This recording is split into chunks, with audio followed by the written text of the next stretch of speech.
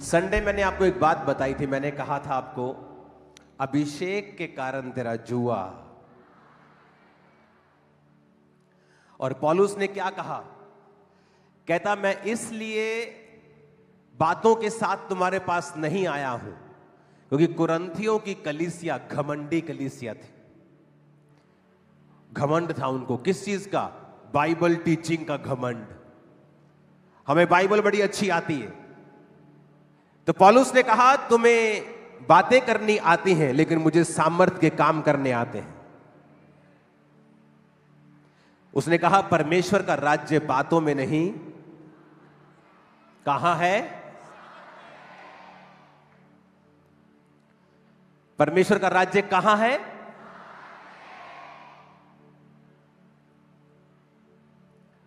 क्योंकि सामर्थ के कारण तेरा जुआ।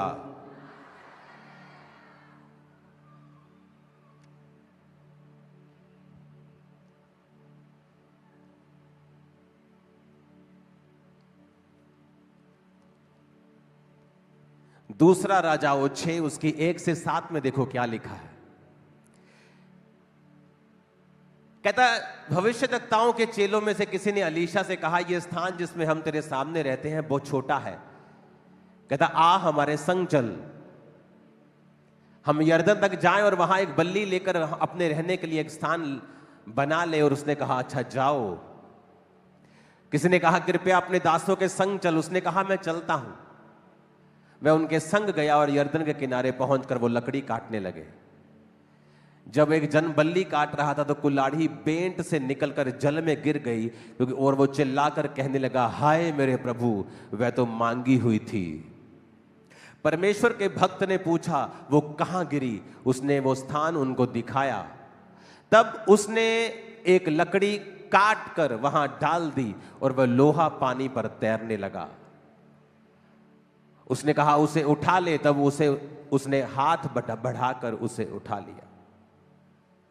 एक लकड़ी काटने की तैयारी कर रहे थे वो।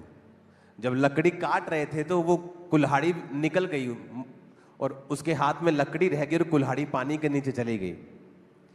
तो उसने कहा परमेश्वर के दास से कि ये मांगी हुई थी, मेरी नहीं थी। कि क्या थी? मंगवी सी। कहता है ਹੁਣ मैं जिदे को वापस जावांगा मैनू गालां पैणगियां, मैनू शर्मिंदगी होवेगी, मैनू लानता पैणगियां। ते वचन च लिखिया उन्हें उत्थे लकड़ सुट्टी कट के ते कुल्हाड़ी तैर के ऊपर आई। जहां सामर्थ होगी वहां शर्मिंदगी नहीं होगी।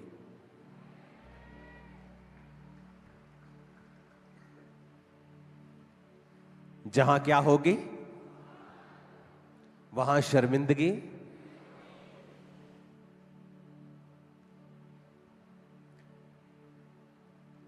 बहुत सारे पास्टर्स शर्मिंदगी में जीवन जीते हैं। रीजन लाइफ में सामर्थ का ना होना। क्योंकि आप में और जिनको आप प्रीच कर रहे हैं दोनों में कोई फर्क नहीं है।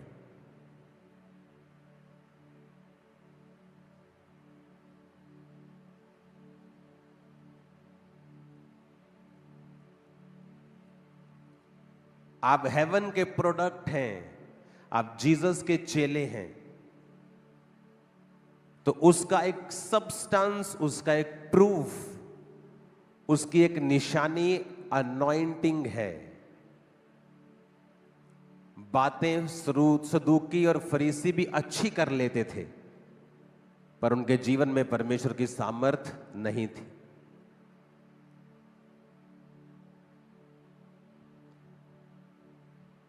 जहां सामर्थ होगी वहां शर्मिंदगी। ये शर्मिंदगी वाला केस है। एक तो कुल्हाड़ी मांगी हुई और दूसरा कुल्हाड़ी गिर गई। पैसे भी नहीं। अगर पैसे होते तो फिर लकड़ी काट के क्यों लेके आते? वो लकड़ी खरीद लेते मार्केट जाके। ना तो पैसे थे, अब ना तो कुल्हाड़ी है और वो भी पानी में गिर गई। अब शर्मिंदगी वाला केस बन गया। लेकिन वहां पे परमेश्वर का दास मौजूद था जिसकी जिंदगी में परमेश्वर की सामर्थ मौजूद थी। और उसने कहा, लकड़ी को काटा और वो लकड़ी जब पानी में गई तो पानी में लोहा तैरने लगा। जब सामर्थ होगी तो शर्मिंदगी नहीं होगी।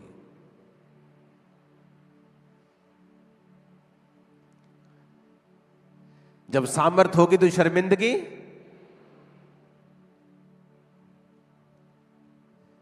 पहला यूहन्ना 2:27 में लिखा है, कहता परंतु तुम्हारा वह अभिषेक जो उसकी ओर से किया गया है तुम में बना रहता है और तुम्हें इसका प्रयोजन नहीं कोई तुम्हें सिखाए, वरन जैसे वो अभिषेक जो उसकी ओर से किया गया तुम्हें सब बातें सिखाता है।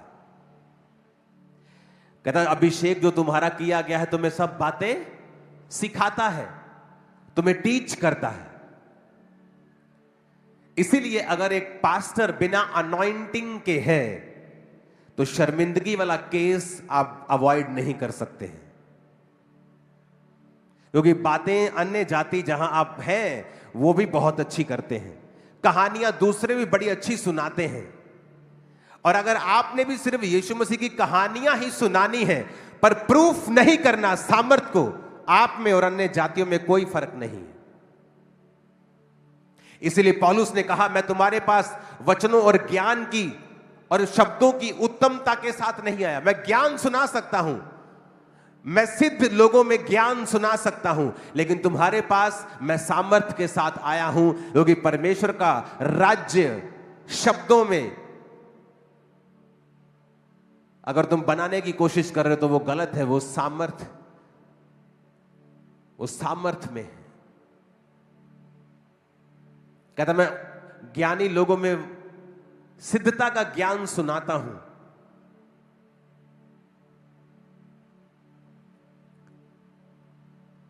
लेकिन उसका राज्य कहां है? सामर्थ में। ऊंची आवाज में कहो आमीन। तुम्हारा जो अभिषेक जो किया गया तुम्हें सब बातें सिखाता है, तुम्हें चलना सिखाता है, मिनिस्ट्री करना सिखाता है, घर चलाना सिखाता है, बिजनेस करना सिखाता है, कैरियर बनाना सिखाता है, तुम्हें सब बातें सिखाता है। अगर वो अभिषेक तुम्हारे अंदर है तो अपने हाथों को उठा के कहो, मुझे वही अभिषेक चाहिए जो बंधनों को तोड़ता है, जो चलना सिखाता है। परमेश्वर का राज्य बातों में नहीं परंतु सामर्थ में है। बोलो परमेश्वर, मुझे वही अनॉइंटिंग चाहिए, वही अभिषेक चाहिए। आमीन। ऊंचा आशीष हमारी है चर्च।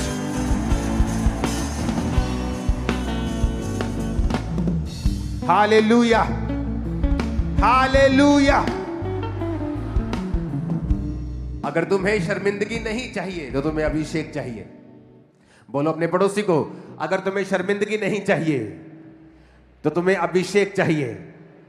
फिर से कहो अपने पड़ोसी को, अगर तुम्हें शर्मिंदगी नहीं लेनी है तो फिर अभिषेक ले लो, क्योंकि अभिषेक तुम्हारी शर्मिंदगी को खत्म कर देगा। तुम्हारी शर्मिंदगियां आज नाइट से फिनिश और कभी वापिस ना आए। आमीन, आमीन। अब यहां पर एक क्रिश्चियन केस है जो मसीह में होने के बावजूद भी 5 मौतें अपने घर में देख चुका है, और चर्च के बारे में मालूम होता है, ऑनलाइन मीटिंग को देखना शुरू करता है, विश्वास पैदा होना शुरू होता है कि नहीं, परमेश्वर जो बातें करता है बाइबल में, अब्राहम की, सारा की, वो मुर्दों को जिलाने की, वो कोड़ियों को शुद्ध करने की, यहां ये हो रहा है, हमारी आंखों के सामने हो रहा है। और जो पहले से क्रिश्चियन होता है वो तो जल्दी पहचान जाता है कि परमेश्वर की सामर्थ कार्य कर रही है। हालेलुया। और अभिषेक पर भरोसा हुआ कि हमें यह मीटिंग अटेंड करनी है। शादी के 25 साल बाद 1998 से लेकर फिर 2023 में स्पेशल प्रार्थना होती है और प्रार्थना को रिसीव करती है, और जब अगले साल चढ़ता है तो वो अगला साल अलग था। परमेश्वर ने दिखाया कि अब्राहम का परमेश्वर आज भी जिंदा है। और थैंक यू जीसस। ऊंचा चाहिए चर्च। Hallelujah, hallelujah, hallelujah. आज कलीसिया का ध्यान किधर है? क्या आप शब्दों की लुभावनी बातें चाहते हैं? बाइबल का ज्ञान लेना अच्छा है, लेकिन पौलुस ने जो हमें तरीका बताया है कि परमेश्वर की सामर्थ गॉस्पल में है, प्रीचिंग और सामर्थ ये इकट्ठे चलने चाहिए। जीसस ने भी कहा, जाओ सुसमाचार सुनाओ और बीमारों को चंगा करो। क्योंकि बातें सब लोग करते हैं, बातें अन्य जाति भी कर लेते हैं, बातें सदूकी फरीसी भी अच्छी कर लेते थे, लेकिन पौलुस ने कहा परमेश्वर का राज्य बातों में नहीं परंतु सामर्थ में है। मैं शब्दों की लुभावनी शब्दों के साथ तुम्हारे पास नहीं आया हूं, मैं परमेश्वर की सामर्थ के साथ तुम्हारे पास आया हूं। 25 साल सोच कर देख लो, शादी के 25 साल बाद आपका लड़का हुआ, लड़की हुई, अगर 1998 में शादी हुई, 99 में, तो उसकी भी शादी हो जाती। और जब आपने दादा दादी बनना था और अभी तक आपके बेबी भी नहीं है, लेकिन जब वचन सुन रहे हैं, टेस्टिमनी सुन रहे हैं, तो विश्वास होता है। आज कलीसियाओं का विश्वास कम क्यों है? क्योंकि उनकी जिंदगियों में जो सामर्थ है उसकी कमी है। और इसलिए मैंने कहा था मैं पौलुस के बारे में आपको बताऊंगा। अगर आप पढ़ें रोमियो 1 उसकी 11 आयत को, तो उसमें उसने कहा है, कहता मैं तुमसे मिलने की लालसा रखता हूं कि तुम्हें कोई आत्मिक वरदान दूं जिससे तुम स्थिर हो जाओ। For I long to see you that I may impart on to you some spiritual gift. अब ये वचन कह रहा है, अगर वचन कह रहा है तो इसका मतलब ये बहुत इंपॉर्टेंट है। अगर कलीसिया इस बात को नहीं समझती और जो इंटरनेट पे चल रहा है उस पर ध्यान देती है, तो वो भटक जाती है, क्योंकि उनको परमेश्वर का रियल वचन मालूम नहीं है। अब पौलुस कह रहा है, कहता मैं तुमसे मिलने की लालसा रखता हूं कि तुम्हें कोई आत्मिक वरदान दूं जिससे तुम स्थिर हो जाओ। अब अगर आप वरदान पढ़ेंगे, I may impart you some spiritual gift, तो जो असली भाषा है यूनानी की, उसमें गिफ्ट का मतलब है करिश्मा। करिश्मा का मतलब है ए डिवाइन, एक ईश्वरीय faculty, miraculous faculty, religious qualification, a gift, करिश्मा। कुछ ऐसा जो मेडिकल साइंस नहीं कर सकती, कुछ ऐसा जो तुम्हारा ह्यूमन नेचर, ह्यूमन एबिलिटी नहीं कर सकती। तुम्हारी पढ़ाई, तुम्हारी स्किल, तुम्हारी बुद्धि, तुम्हारी ताकत नहीं कर सकती। कहता मेरी ये लालसा है कि मैं आऊं और तुम पर कुछ इंपार्ट कर दूं, करिश्मा, मिरेकलस फैकल्टी, सामर्थ्य, काम करने की शक्ति तुम पर इंपार्ट कर दूं, ताकि क्या हो जाओ, तुम स्थिर हो जाओ। इंग्लिश में लिखा है एंड ये में बी इस्टेब्लिश्ड। इस्टेब्लिश का मतलब है स्थिरिजो। स्थिरिजो निकला है ग्रीक भाषा के 2476 शब्द से, इसका मतलब है हिस्टेमी, इसका मतलब है टू स्टैंड। कहता मैं आऊंगा और तुम्हें कुछ आत्मिक वरदान दूंगा जिससे तुम स्टैंड हो जाओगे। आज कलीसियां स्टैंड क्यों नहीं होती? क्यों स्ट्रगल करती हैं? पास्टर स्टैंड क्यों नहीं होते? क्यों स्ट्रगल करते हैं? क्योंकि ये मिरेकलस फैकल्टी आपकी लाइफ में जब कमी होती है इस चीज की,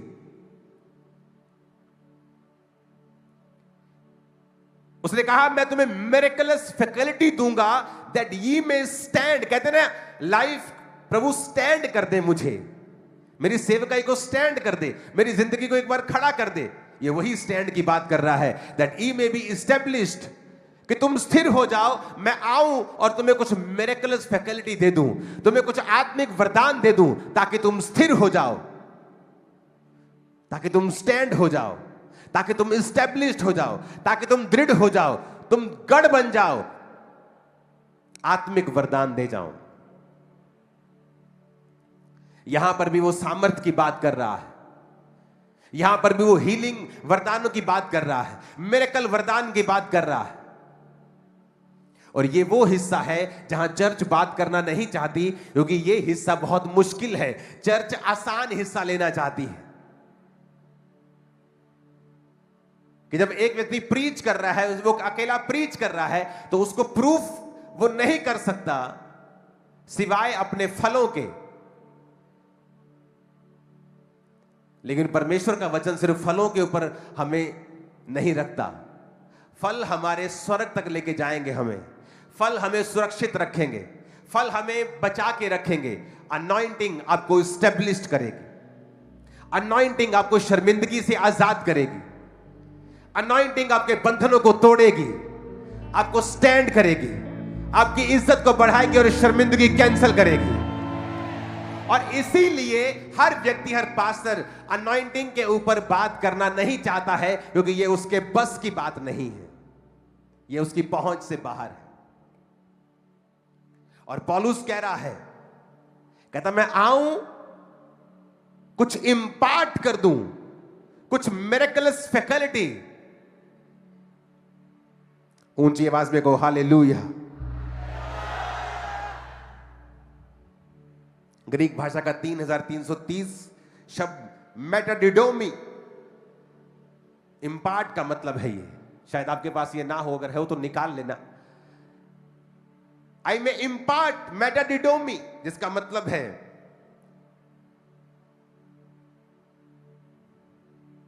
to give over, to share something. जो मेरे पास है मैं तुम्हें शेयर कर रहा हूं। कल मेरे एक स्पिरिचुअल सन ने मुझे मैसेज किया, पापा मैं इस क्रूसेड के ऊपर जा रहा हूं। और जैसे ही उसने मुझे मैसेज किया, मैंने उसका मैसेज पढ़ा, पवित्र आत्मा ने मुझसे बात करना शुरू कर दी कि इसको बोल जब ये जाए तो पब्लिक में जाए और कमांड करे। और ये वाली बीमारियां मैंने उसको लिख के भेजी कि ये सारी बीमारियां कमांड करना, लोग उसी समय हील हो जाएंगे और वापस आएंगे तुम्हें गवाही देने के लिए। पौलुस कहता मैं इंपार्ट कर दूं तुम्हारे ऊपर ये वरदान, ताकि तुम स्थिर हो जाओ। आज पास्टर स्ट्रगल कर रहे हैं, क्यों? क्योंकि आप में और आपके सामने जो बैठे हैं उनमें कोई फर्क नहीं है। आप भी बातें करते हैं, वो भी बातें करते हैं, वो आपसे अच्छी कर लेते हैं। आप इज्जत ढूंढते हैं, लेकिन हेवन का सबस्टेंस कहां है आपकी लाइफ के अंदर? कहां हेवन का प्रूफ आपके अंदर है कि आप हेवन के द्वारा कॉल्ड हैं, आप बुलाए गए हैं स्वर्ग के द्वारा? क्या प्रूफ है आपके अंदर? यही प्रूफ है सामर्थ, अनॉइंटिंग, एक ऐसा सबस्टेंस जो किसी बाइबल कॉलेज में आपको नहीं मिल सकता है, जो सिर्फ और सिर्फ परमेश्वर की उपस्थिति में बने रह के, उसके काम करके, प्रैक्टिकल करके आपको मिलता है। इसीलिए मोस्टली बाइबल कॉलेज स्टूडेंट सेवकाई में फेल हो जाते हैं, क्योंकि वो सिर्फ थ्योरी पढ़ के आते हैं, प्रैक्टिकल नहीं करते। जब जिंदगी की मुसीबतें उनके सामने होती हैं, परीक्षाएं उनके सामने होती हैं, उनको मालूम नहीं होता अब करना क्या है। और पौलुस सिखा रहा है कि परमेश्वर का राज्य बातों में नहीं परंतु सामर्थ में है। सामर्थ को मांगो, क्योंकि सामर्थ के कारण तेरा जुआ तोड़ दिया जाएगा, अभिषेक के कारण तेरा जुआ नष्ट कर दिया जाएगा। और एक फैमिली चर्च में आती है, सालों से क्रिश्चियन है, टेस्टिमनी सुनती है, बेबी नहीं है, 5 बेबी मर चुके हैं, लेकिन कहती नहीं, यहां पे कुछ हो रहा है, गवाहियां सुन रहे हैं। 1998, मैं आपको कह देता हूं, अगर कोई औरत यहां बैठी हो ना, 1998 में उसकी शादी हुई हो, ये मरने के बराबर होगा कि 25 साल अगर बेबी ना हो तो। कितना संघर्ष है। लेकिन चर्च में वचन सुनते सुनते, प्रार्थना ग्रहण करते करते रिसीव किया। 25 साल बाद आज बेबी के साथ चर्च, 25 साल। इमेजिन, बाइबल पूरी हो रही है आज। अब्राहम को तो सुना था 25 साल, आज देख भी लिया।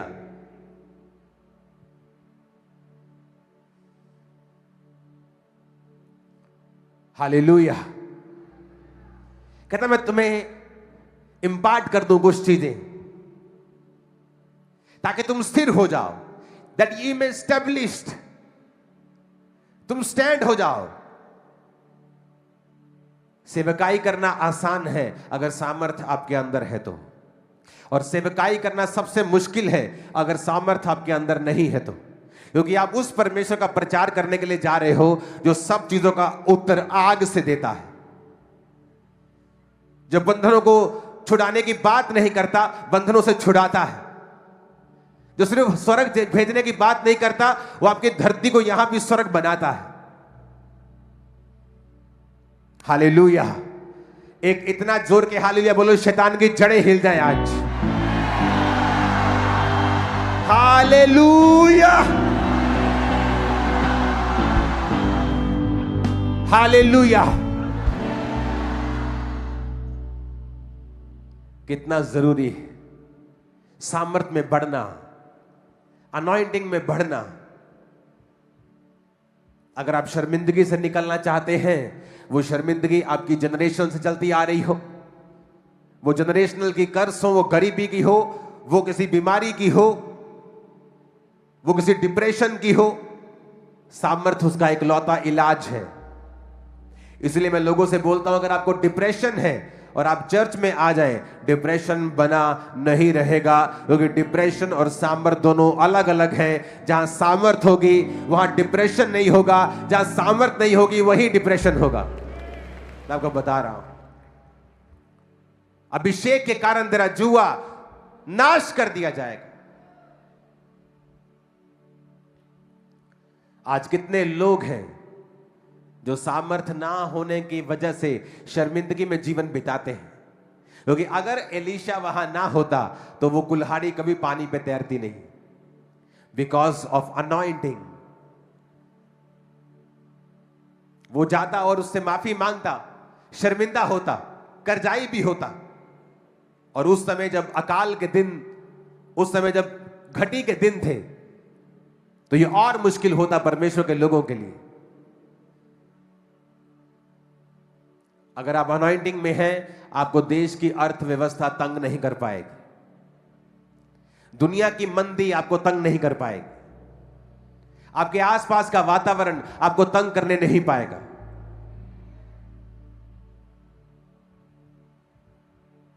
हालेलुया। अपने पड़ोसी को बोलो, अभिषेक के कारण तेरा जुआ नाश कर दिया जाएगा। Hallelujah, hallelujah.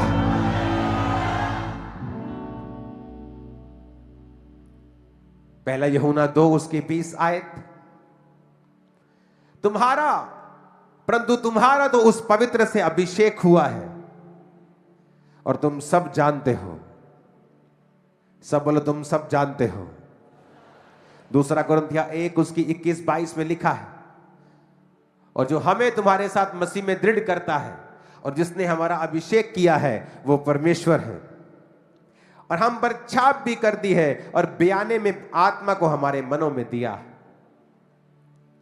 अपने पड़ोसी को बोलो, जिसने तुम्हारा अभिषेक किया वो परमेश्वर है। आमीन, आमीन। अपने पड़ोसी को बोलो, जब अनॉइंटिंग आएगी तो शर्मिंदगी नहीं रहेगी, जब अभिषेक आएगा तो शर्मिंदगी नहीं होगी। इस टेस्टिमनी को आप ध्यान से समझेंगे और सुनेंगे। हाँ, देंगे टेस्टिमनी। अपोस्टल जी, इस बहन का नाम सुनीता है और ये दिल्ली के रहने वाले, साथ इनके हस्बैंड है। इनकी शादी हुई थी 1998 में, 1998 में, और उसके बाद, मैरिज के बाद इनको 1 महीना कंटिन्यू हैवी ब्लीडिंग रहनी शुरू हो चुकी थी, बॉडी बहुत ज़्यादा वीक हो गई। और बेबी के बारे में जब ट्राई किया तो 2001 में पहली बार जब ये बहन प्रेग्नेंट हुए तो प्रेगनेंसी के 2.5 महीने के अंदर अंदर ही एकदम से इनको ब्लीडिंग होनी शुरू हुई और इनका मिसकैरेज हो गया। उसके बाद 2004 में फिर से ये बहन प्रेग्नेंट हुई और तीसरे महीने की प्रेगनेंसी में फिर से इनका मिसकैरेज हो गया, ब्लीडिंग हो गई। इनको माइक देंगे हम, और मैं चाहता हूं कैमरामैन आप थोड़ा जूम करके दिखाएं। इनकी 1998 में, 1998 में शादी हुई थी। हाँ जी, मेरी 98 में शादी हुई थी। और आपका नाम क्या है? सुनीता। आपके हस्बैंड है साथ? हाँ जी। या सर। आपका नाम? बनीपाल। ओके, 1998 में आपकी शादी हुई। कहाँ पे हुई थी शादी आपकी? फरीदाबाद से। और आप वैसे कहाँ के हैं? मैं हापुड़ का। ये कहाँ पे है? यूपी। यूपी में। ओके, जी। क्या हुआ? शादी हुई, अपने मुंह से बताओ कैसे हुआ, पहले क्या हुआ, उसके बाद क्या हुआ, क्या दिक्कतें थी, क्या टेस्टिमनी है आपकी? जी, मैं जब 2001 में प्रेग्नेंट हुई तो मेरी मिसकैरेज हो गई और काफ़ी हैवी ब्लीडिंग, मैं कमज़ोर हो गई और डॉक्टर ने भी मुझे काफ़ी मेडिसिन के साथ इतना कर्जा हो गया, मैं परेशान हो गई। फिर 2004 में, फिर 2006 में मैं ऐसे ही प्रेग्नेंट हुई और फिर मिसकैरेज हो गया 3 बार। फिर 2006 में मैं फिर हुई प्रेग्नेंट, तो फिर भी मेरा मिसकैरेज 3 महीने में ही हो गया। फिर 2010 में हुआ, फिर ऐसे ही मेरे साथ हुआ। मैं बड़ी परेशान हो गई और डॉक्टरों से लगातार मैं ऐसी कर्जे में आ गई और मैं परेशान, खाना नहीं खाती, अंदर कमरे में बंद करती और किसी से मिलना जुलना बंद कर दिया। रिश्तेदार भी नहीं बुलाते, कभी वो सोचते कि अभी हमारे से पैसे मांगेंगे इलाज के लिए, मगर वो अपने फंक्शन में भी हमें बुलाना बंद कर दिया। मैं भी यही सोच के रिश्तेदार सोचते थे कि इसको बुलाएंगे तो इलाज के पैसे मांगेगी, पैसे मांगेगी। क्योंकि कितने बच्चे डेथ हुए आपके? 2001 में, 4 में और उसके बाद 6 में और 10 में और 14 में 5 बार आपके मिसकैरेजेस हुए और हाँ जी। रिश्तेदारों ने आपको बुलाना बंद कर दिया कि ये आएगी तो पैसे मांगेगी, पैसे मांगेंगे। आप क्या पैसे मांगते थे उनसे जब आपका इलाज? उन्हें लगता था, उन्हें लगता था। उन्हें लगता था क्योंकि हमारी और ये वही रिश्तेदार होते हैं जो आपको जब आप मसीह में आ जाते हैं आपको बताने के लिए आते हैं कि आपने धर्म परिवर्तन कर लिया है। ताने मारते थे मुझे, ये वही रिश्तेदार होते हैं। जब आपको प्रॉब्लम होती है तो फिर ये बोलते इसको मत बुलाओ, कहीं पैसा ना मांग ले, इसके 5-6 बच्चे मर गए हैं, अभी कंगाल हो गए, अभी ये पैसा मांगेगी, इसको बुलाओ ही मत, खुशी का फंक्शन है, इसको रहने ही दो, इसके घर में 5 मौतें हो गई, इसको रहने दो।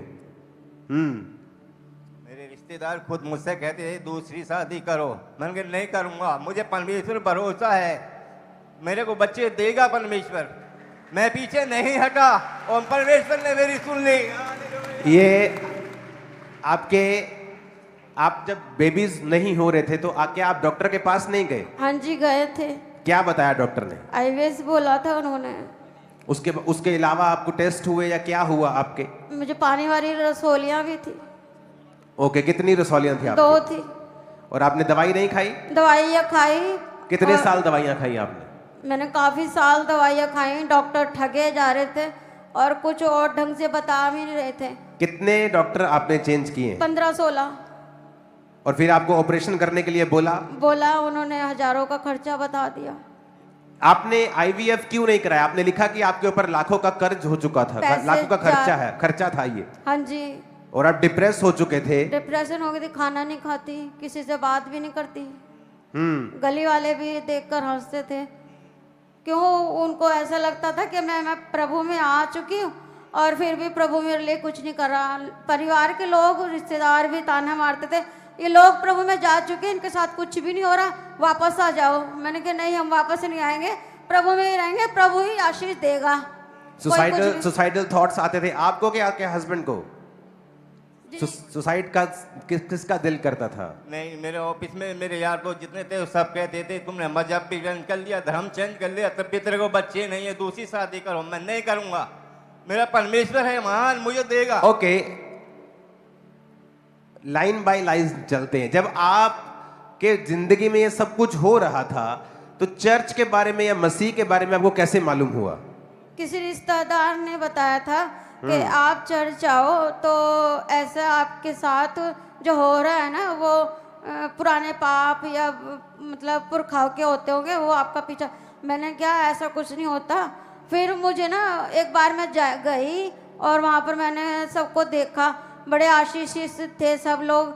फिर मेरा विश्वास बढ़ा, मैं जाती गई, फिर मैं बपतिस्मा लिया तो मुझे बड़ा अच्छा फील हुआ। आप YouTube के ऊपर वीडियो सब सर्च कर रहे थे? जी, चर्च की वीडियो आपके सामने आई, वहां हाँ गवाहियां जी, चल रही थी। वहाँ गवाहियाँ चल रही थी। कौन सी मुझे बड़ा- वीडियो वाली गवाहियां के सिंपल गवाहियां चल रही थी? नहीं नहीं, गवाहियाँ चल रही थी यहीं की खामरा चर्च की। हाँ, तो मेरे को बड़ा अच्छा फील हुआ। आप भविष्यवाणी कर रहे थे, जिनके बेबी नहीं है वो बेबी के साथ आ रहे हैं। और मैंने रिसीव किया और मुझे ऐसा गर्माहट सी महसूस हुई। जब आप इतने बेबीज मरने के बाद रसौलियां, दवाइयां, 16 डॉक्टर्स, सब कुछ कर लिया, आपस में सब लड़ाई झगड़े, फैमिली प्रॉब्लम सब कुछ देख लिया, उसके बाद आपको चर्च का पता चला, जी आपने ऑनलाइन वीडियोस को अटेंड करना शुरू किया, हाँ जी, आपने टेस्टिमनीज को सुना जी। और आपका विश्वास बढ़ा। मेरा विश्वास बढ़ा। ओके। मैंने कहा, सबके साथ हुआ, मेरे साथ भी प्रभु करेगा। और परमेश्वर में आप किस साल में आए थे? हाँ जी, कब आए थे? 2007 में आए थे हम। 2007 और आपको ANM जब अंकुर नुल्ला मिनिस्ट्री का आपने वीडियो जब देखा जी, तो वो कौन से साल में था? वो जब लॉकडाउन लगे हुआ था तो 2020 के पास। हाँ जी, ओके, तो आप इतने सालों से क्रिश्चियन थे आप, हाँ Yes. जी, और आपने जब चर्च की वीडियोस देखी और आपका फेथ बढ़ा कि जी। ये कुछ हो रहा है, हम जी। मसीह में हैं, लेकिन हाँ जी, यहाँ हमने कुछ देख रहे हैं, कुछ गवाहियां हो रही हो हैं, रही तो आपका विश्वास परमेश्वर में बढ़ा। बहुत मजबूत हो गया था मेरा और आप विश्वास। तब तो ऑनलाइन आपने अटेंड किया होगा, क्योंकि जी। कोविड में चर्च नहीं लगती थी, जी तो आप ऑनलाइन सभी मीटिंग्स को देखना आपने शुरू किया, जी जी, और उसके बाद आपने चर्च को अटेंड करना भी शुरू किया, हाँ जी, मैं ऑनलाइन भी अटेंड करना शुरू किया। ऑनलाइन भी देखा, मैं यहाँ पर 3-4 बार भी आई थी। और उसके बाद अपोस्टल जी 25 दिसंबर 2023 की अभी आप, मैं हाथ खड़े कर रहा हूं, 1998 के बाद जन्मे वाले हाथ, आधी चर्च हाथ उठा रहे। 1998 के बाद कौन जन्मे? हाथ उठाओ तो, इनका हाथों को हिलाओ। देखो, तुम अभी जन्मे भी नहीं थे और इनकी शादी हो गई थी। तो ये तो जो बाइबल में हम पढ़ते हैं ना, हन्ना का परमेश्वर, सारा का परमेश्वर, अब्राहम का परमेश्वर, पढ़ते हैं ना बाइबल में।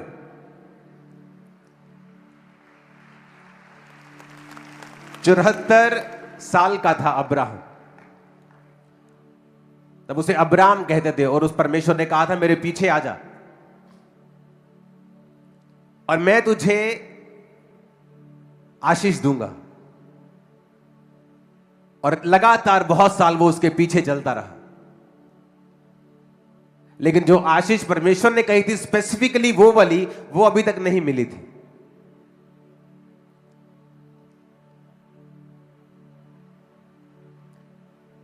दो 2023 शादी के 25 साल बाद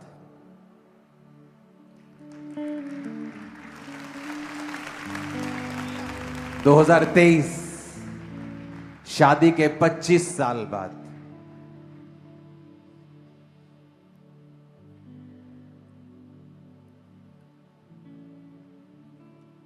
आप क्रिश्चियन हैं, आप मसीह में हैं, मूव मत करना कोई भी, वहीं खड़े रहना। और आप मसीह में हैं और आपको पहले रिश्तेदार बोल रहे हैं कि हमारे घर मत आना, और कुछ बोल रहे हैं कि तू क्रिश्चियन क्यों बन गया।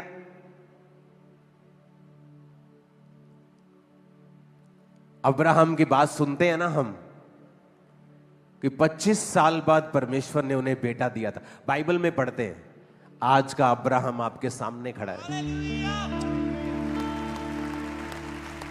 और क्या हुआ, कैसे काम हुआ, कैसे हुआ? चर्च की वीडियोस देखी, विश्वास बढ़ा, ओह टेस्टिमनीज हो रही हैं, गवाहियां हो रही हैं, ओह मेरे को परमेश्वर ने ये दिया, मेरे को ये दिया, मेरे को ये दिया। अच्छा, हम क्रिश्चियन हैं लेकिन हमने ऐसा नहीं देखा कभी,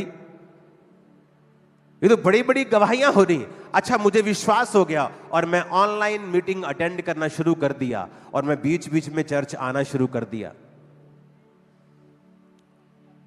25 दिसंबर 2023 स्पेशल प्रेयर होती है, पता नहीं क्यों मेरी स्पिरिट में होती है, जब क्रिसमस का दिन होता है या कुछ खास दिन होते हैं, कि जितने आज बिना बेबी के आए हैं, आप बेबी के साथ ब्लेस होके जा रहे हैं। और लोगों को लगता है कि ये प्रेयर है, कि पास्टर जी प्रेयर, पापा प्रेयर कर रहे हैं। मैं कई बार प्रेयर नहीं करता हूं, मैं जस्ट आता हूं और रिलीज करता हूं जो परमेश्वर ने आपके लिए बोला होता है। ये प्रेयर नहीं होती। आप मेरी बात समझ रहे हैं? ये प्रेयर नहीं होती। मैं आके जस्ट रिलीज करता हूं जो मैंने सुना परमेश्वर से कि आज जितने लोग हैं जो बेबीज के बिना हैं, नेक्स्ट क्रिसमस वो बेबी के साथ होंगे। 25 दिसंबर 2023 आपने प्रेयर को रिसीव किया। हाँ जी 24 में आप प्रेग्नेंट थी, जी 24 में हेल्थी बेबी गर्ल के साथ आप ब्लेस हुई, जी और दिखाओ इनका बच्चा भी। मर के और जो जिंदा हुआ है, मुझे ऐसा रब मिला, यहोवा एलोहीम मेरा, मुझे उससे सब मिला। मर के जो जिंदा हुआ है, मुझे ऐसा रब मिला, यहोवा एलोहीम मेरा, मुझे उससे सब मिला। ऊंची आवाज में हालेलुया, रास्ते मिले, नई जिंदगी मिली। हालेलुया। ऊंचा होना चाहिए चर्च, हालेलुया, ऊंचा होना चाहिए चर्च। और ये बेबी देख रहे हो, 25 साल बाद अब्राहम का परमेश्वर आज भी क्या है?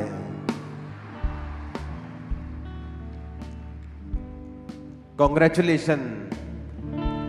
हालेलुया 25 साल बाद मां बन के कैसा लग रहा है? 25 साल बाद मां बन के कैसा लग रहा है? खुशी हो रही है बहुत। परमेश्वर का धन्यवाद है, लाख लाख। परमेश्वर की महिमा हो, सारी महिमा परमेश्वर के लिए। रब्बे जलाल लुभाती इब्ने खुदा यीशु नासरी, रब्बे जलाल लुभाती इब्ने खुदा यीशु नासरी। मुबारक बने वो इंसान जिसका बने तू रहनुमा। मुबारक बने वो इंसान जिसका बने तू रहनुमा। Hallelujah, hallelujah.